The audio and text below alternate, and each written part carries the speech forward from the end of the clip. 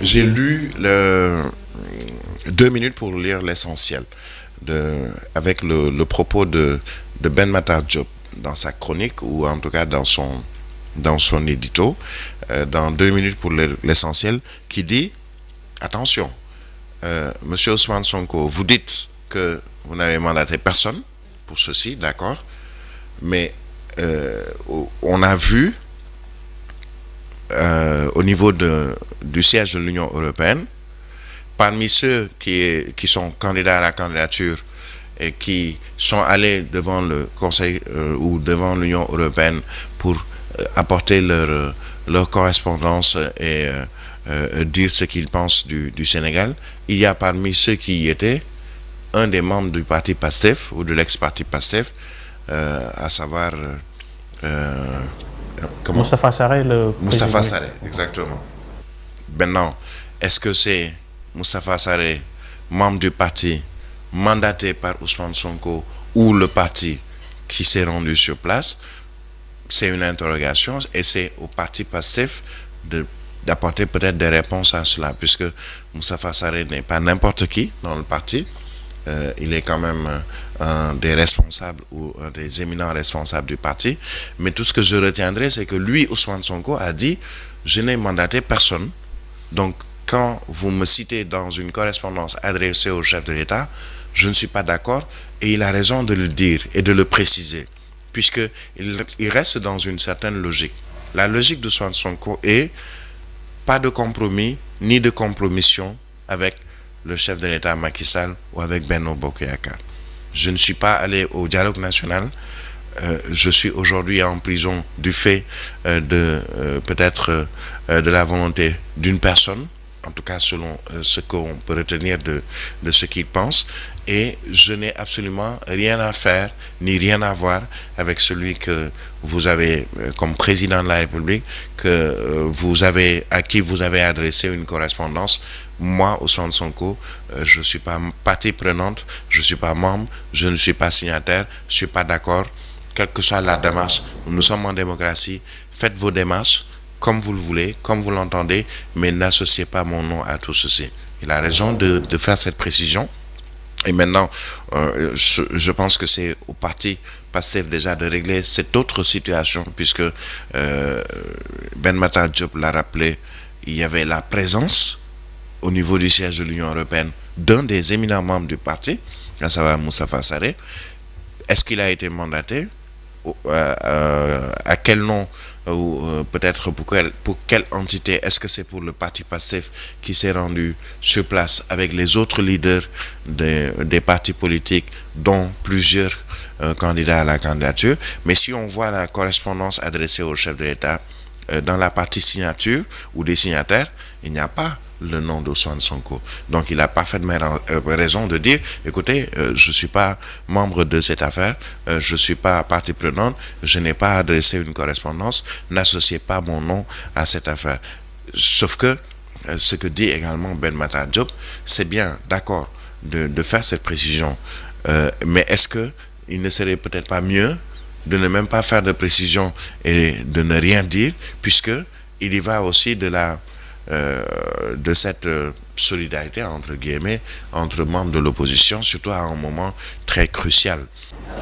Tu parlais tout à l'heure, Brahim, de guerre entre opposants, bien sûr, parce que déjà pour la présidentielle, il y a certains membres de l'opposition qui demandent le report, mais comme quelqu'un comme aujourd'hui, Bougane Gueye Dany, c'est la tribune qui a titré sur ça ce matin, qui est contre le report de la présidentielle. Mais il n'est pas le seul. Je pense que beaucoup sont contre le report de cette présidentielle, puisque je pense, quand j'ai lu le quotidien Tribune, l'explication qui est donnée par Bougane Gueye Dany, et on peut bel et bien refaire le circuit du parrainage et revoir les dossiers de parrainage en une semaine, et donc absolument rien ne peut contraindre un report de la présidentielle du 25 février.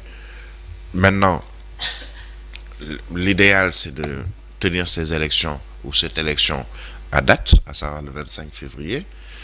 Mais si aujourd'hui on tient une élection, je le disais hier et avec conviction, sans une bonne partie de l'opposition, et pas n'importe qui dans l'opposition, puisque une élection sans Ousmane Sonko, qui est quand même le leader de l'opposition naturelle, qu'on le veuille ou non, puisqu'il l'a démontré depuis un certain temps, c'est pas seulement leader de l'opposition ou leader naturel de l'opposition, mais également l'un des principaux pourfendeurs du régime en place.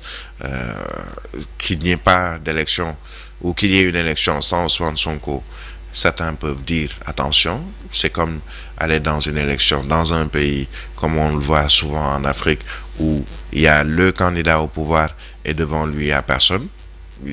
Le leader de l'opposition est en prison. Combien de fois on a vu dans certains pays où le leader de l'opposition est en prison, que l'on tienne des élections sans le leader de l'opposition, et bon, finalement les résultats, quelquefois on arrive même à ce qu'on appelle des scores à la russe, où le candidat du pouvoir se retrouve avec plus de 70% du suffrage, ou 80, ou entre autres. Ça, c'est peut-être une autre paire de manches. Mais le fait de pouvoir revoir le système de parrainage pour permettre au moins, pour donner la chance à tous ceux qui, puisque certains, on leur a dit, écoutez, votre clé n'est pas exploitable, on ne peut pas l'ouvrir, donc vous ne passez pas, on ne va même pas vérifier si vous avez des parrains. D'autres ont rappelé que le parrainage, c'est pas seulement une clé USB. La clé, c'est juste pour faciliter les choses. Mais absolument rien n'empêche de voir les fiches de parrainage de manière physique ou de les scanner. Je pense qu'il y a quelqu'un qui le disait hier, le docteur Chardian, pourquoi ne pas scanner toutes les fiches qui ont été produites par les candidats à la candidature, et permettre à partir de ce scan de vérifier à travers un logiciel ou à travers des ordinateurs peut-être du Conseil constitutionnel et tout ce qui gravite autour, de pouvoir vérifier si effectivement un tel a les candidats ou plutôt les parrains nécessaires pour pouvoir passer, puisque beaucoup ne sont pas passés ou n'ont pas passé cette étape du parrainage, tout simplement parce que il y a eu pas seulement des doublons externes, mais on nous parle de l'inexistence de certains dans le fichier électoral. Ça pose problème. Aller vers une élection avec autant disons de difficultés, autant de situations qui font que certains ne sont pas d'accord déjà avant même qu'on aille vers l'élection, ne sont même pas d'accord sur les résultats qui vont sortir de ces élections. Si on a une possibilité de tout rectifier très rapidement, je pense que l'État gagnerait à cela, même si on sait que, bon, reprendre le contrôle du parrainage, on a beau vouloir le dire, ou peut-être même estimer que c'est la solution, mais ce qui est sûr, c'est que je ne pense pas qu'on puisse revoir ou reprendre le contrôle du parrainage, quelle que soit la situation, puisque, bon, on a vu un peu ce qui s'est passé au niveau du Conseil constitutionnel avec les mandataires qui ont dit, mais écoutez, on vient, on leur demande réouvrir nos fiches ou nos fichiers, et on nous dit, mais écoutez, sortez d'ici, vous avez 2 minutes pour sortir, on n'a pas le temps pour cela. Ça veut dire que, bon, écoutez, c'est joué d'avance.